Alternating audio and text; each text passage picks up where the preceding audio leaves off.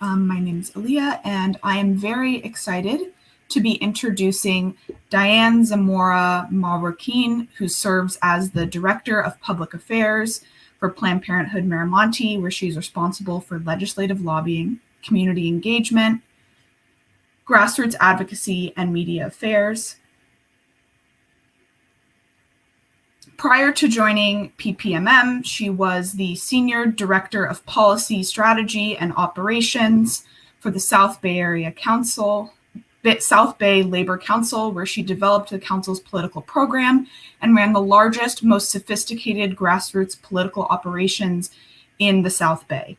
Dianna has enjoyed a successful career holding positions at the offices of state assembly members and state senators. She has worked for a renowned research firm in San Diego as their senior project director and lived in Washington, D.C., where she served as the communication director for 2 California congressmen. Dianna currently serves as the president of the Latina Coalition Silicon Valley on the Santa Clara Task Force on Diversity, Equity, and Inclusion, the San Jose Spotlight Community Advisory Board, Santa Clara County Race and Health Disparities Community Board, and the Democratic Activists for Women Now Board. Dianna, who is also fluent in Spanish, earned a bachelor's degree in international relations with a minor in Italian from the University of Southern California, and a master's degree in global leadership with a certification in project management from the University of San Diego. Please join me in giving a warm welcome to Dianna, who will be answering questions on the rapidly changing landscape of reproductive healthcare access and reproductive rights here at home in the United States. Please submit any questions you have for Dianna in the chat feature on the right-hand side. Thank you.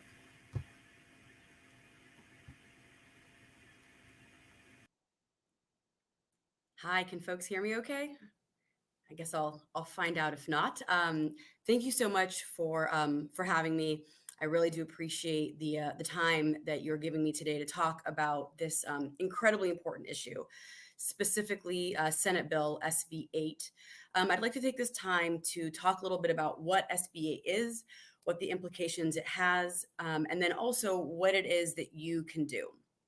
So, for those of you that don't know, SB 8, and this is specifically for the state of Texas, Senate Bill 8 bans all abortions starting at 6 weeks with no exceptions in the case of rape or incest. It deputizes anti-abortion activists to become vigilante bounty hunters, offering them $10,000 cash prizes for successful lawsuits against anyone who helps another person access abortion. So this bill is the harshest and most extreme abortion restriction in the country. And it is also the first 6-week ban that has ever been allowed to take effect. As I noted, there is a $10,000 minimum reward for every successful lawsuit.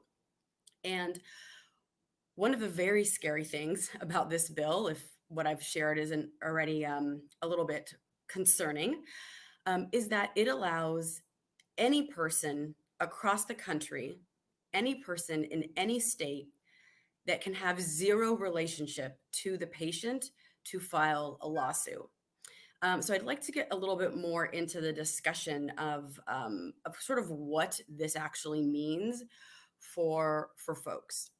So when I talk about the bounty, if you will, Texas is the first state to delegate enforcement of a law and to allow private citizens to be the people to enforce an abortion ban. So under this law, as I noted, anyone, anywhere in the United States can sue a person who helps a patient access abortion in Texas after 6 weeks. There is absolutely no other ban similar to this anywhere in this country. It also awards, as I noted, $10,000 for every successful lawsuit. This is so problematic because you can sue anyone, including not just the abortion provider or anyone that works in staff, but a friend, a parent, the Lyft driver who took you to the clinic and didn't know what you were doing. Everyone is fair game and on the table. In fact, these folks, these anti-abortion extremists, they've already established tip lines to solicit accusations, to bully and intimidate patients out of the care they need. So we have stories already of people going into parking lots in the dark with flashlights to take down license plate numbers so that they can then go back and report him to these so-called tip lines.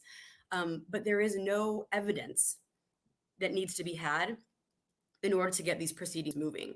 So it really creates this space of intimidation and bullying for everyone involved and everyone who's trying to help.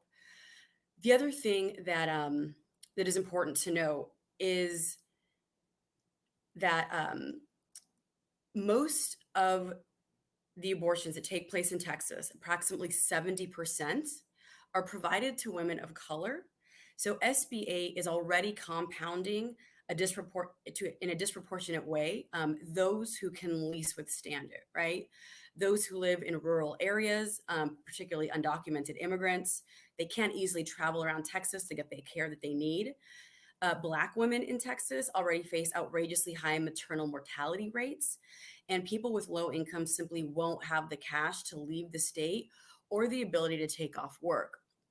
So it really creates this space where it's disproportionately impacting the people that need these services the most. The other thing that is critical about understanding about this is that they call it a 6-week ban. That is not actually accurate. So when a woman misses her first period, or a person misses her first period and goes into the doctor to determine whether they are pregnant or not, and finds out that they are already considered 4 weeks pregnant. So in essence, in 2 weeks, they have to be able to make an appointment with their doctor. They have to be able to do a 24-hour waiting period and consultation that is required in Texas, and then they are allowed to go. So there are many additional obstacles that Texas has put in place that exist before SB8. So again, this really just exacerbates the situation in a way that is completely and utterly unethical. Many OBGYN doctors have talked about how it is fully anti-ethical to force people to make these life-changing decisions with so many barriers and in such a small period of time. Additionally, approximately 85% of the abortions that take place in Texas happen after 6 weeks. So again, if a person is having to consider all of their options so quickly with a mandated 24-hour waiting period, for most people, SB8 is a complete and total ban on accessing abortion. A couple of other points that are important, I think, for folks to really understand in terms of like the overall implications and what this means. Politicians are doing this in defiance of the American people who support legal and safe abortions. Right now, last polling shows that about 70% of Americans want abortion to be safe and they want it to be legal, right? Abortion has been safe and legal in this country for nearly 50 years with the passing of Roe versus Wade. And so this is something that is not what the United States stands for. It is not a belief that we as a country have. It is that of a very small number of people that are trying to put their thoughts and what they think, people should be doing. A patient's health, not a politician's belief, should really be driving these really important medical decisions. And from Planned Parenthood, we believe that everyone deserves the freedom to make these decisions with their families and their doctors, free of political interference. So the other thing for me that is good to know is that in California and in Nevada, because Planned Parenthood Mar Monte covers parts of California and also parts of Nevada, it makes the work and the role that we have here even more crucial. In California, our rights, our reproductive rights, are written into our state's constitution, and in Nevada, they are law. So it will continue to be a core of our mission, and we are protected here. We are also expecting that we are likely going to see even more patients desperately seeking healthcare because they can't receive it where they live.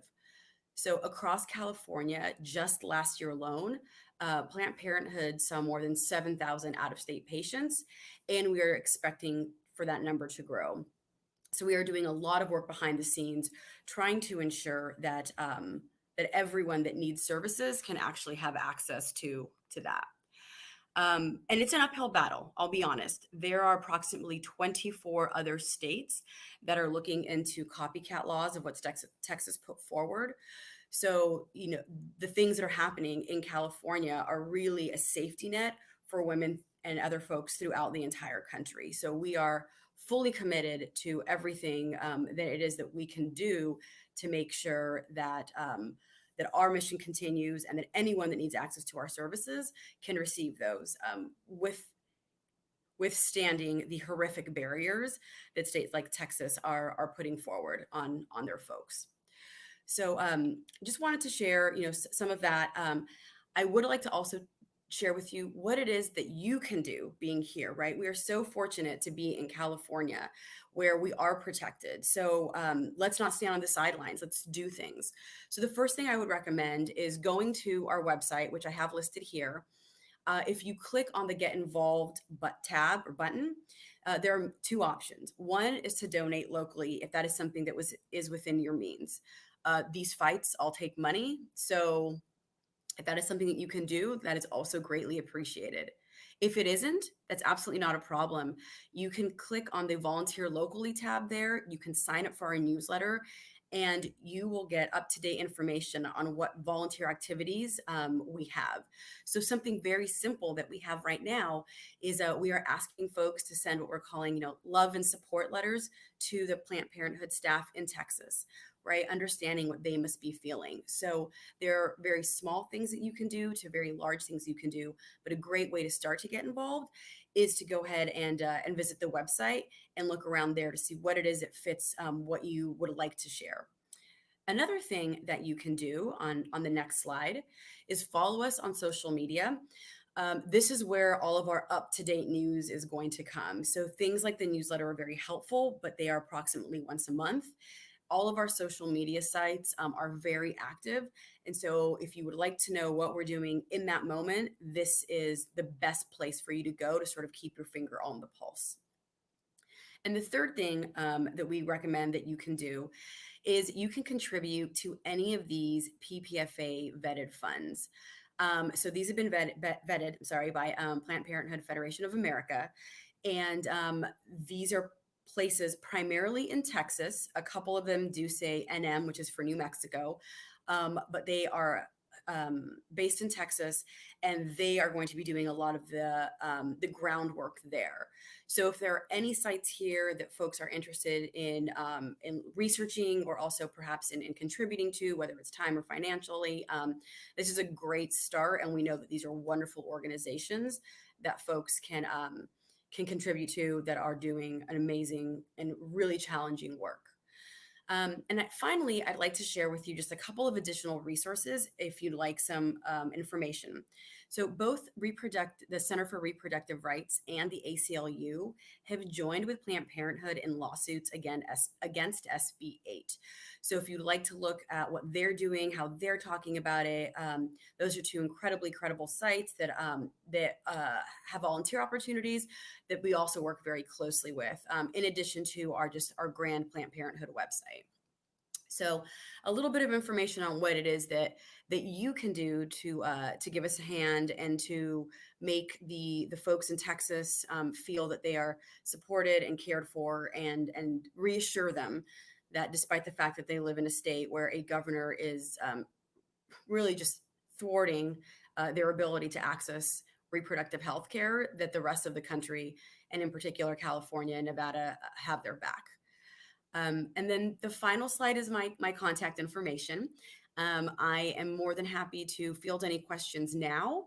If you have any other additional questions that come later, here's my email address. Please feel free to email me. We're continuing to work on this. We're continuing to uncover ways that we can legally help in Texas. So this is an issue that is still very much in motion. But what I've shared with you is the current landscape of sort of where we are today. So if there are any questions, I'm happy to take them. And as I said, if not, feel free to email me. And more than anything, just thank you so much for the time to allow me to speak to this issue that is really impacting some of our most vulnerable communities and is completely against everything that that we believe. So thank you.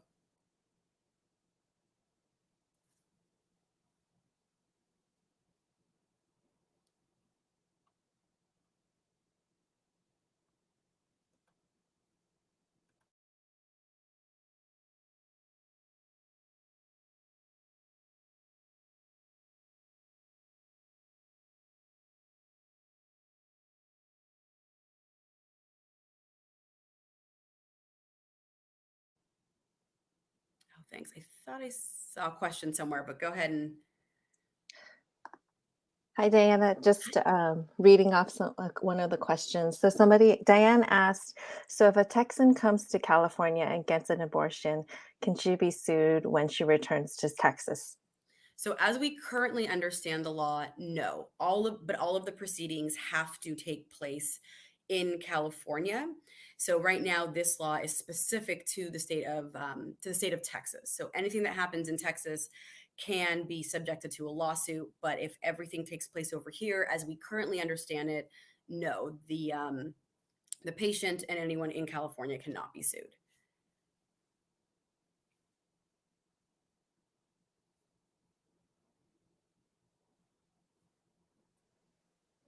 And we can stay on, if it works for you, Diana, maybe another minute or so in case other folks have questions as well. Please remember to submit it in the chat. Thank you.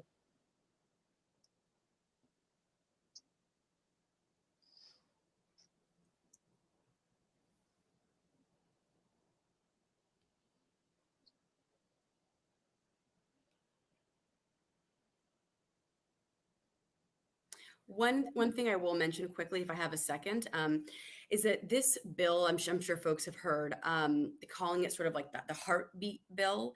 I just wanted to make a point of clarification around that. So it is not actually a heartbeat. What is being heard in that during that period of time around the 6 week, it is actually just embryonic cardiac activity, which is basically electrical activity that is happening. So I just wanted to make that one point of clarification because I realize that despite the fact that they are calling it that, that is not a true representation of what is actually happening.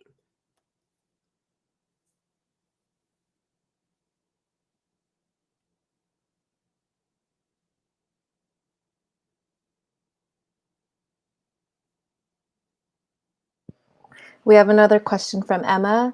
Are you able to grow your team fast enough to meet the increased demand for basic health services across the country? How can we help make sure you have the capacity you need? That's a great question. We are always in need of people that would like to join the team. So if you are a medical healthcare professional of any sort, and you subscribe to the mission of Planned Parenthood, which is care for all, no matter what, since we have affiliates nationwide, then we encourage people to apply for positions to work with us. I will say that right now, specifically due to COVID, we are actually seeing a decrease in staff that is able to go into the healthcare facilities, not necessarily because they are sick, but because they're taking care of other family members who perhaps contracted COVID or they have children at home. So we are in a unique position right now that we are struggling a bit to be able to meet patient needs, but we continue to work on that. So the other thing I will say, at least for Mar Monte, we are not yet allowing volunteers to come into the clinics for safety reasons. We want to make sure that everyone stays safe and that we are not in any way contributing to the spread of COVID. So we are in a kind of an interesting spot right now. We are making strides, however, to grow the medical team. So if you do know folks that are interested, please let them know that we are constantly looking. And then the other thing I will say is again with that volunteer newsletter, there's a lot of information that comes out surrounding sort of where we are and our different needs. So I would also again encourage folks to sign up for that because it does help you get a better understanding of where it is that we could use assistance in any given time.